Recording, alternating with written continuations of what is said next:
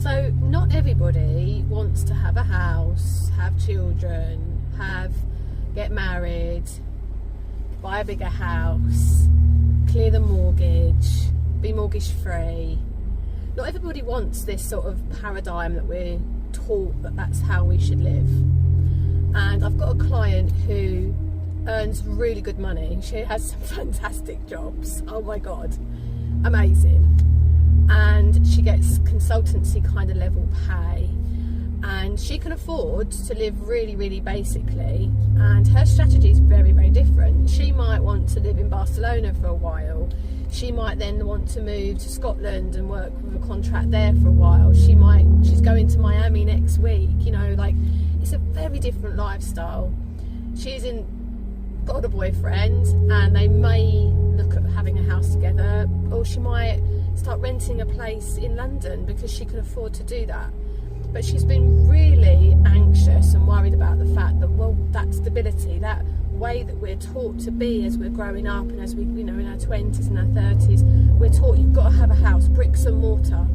But for her, and that's right for a lot of people, and 101 financial planning is, you always say, when someone comes to retire, you want them to be not being paying rent and not be paying a mortgage, and they've got a house, a roof over their head. They haven't got to worry in terms of their income that they've then got something else to pay out for. You're not having to worry about the landlord getting rid of you or something like that.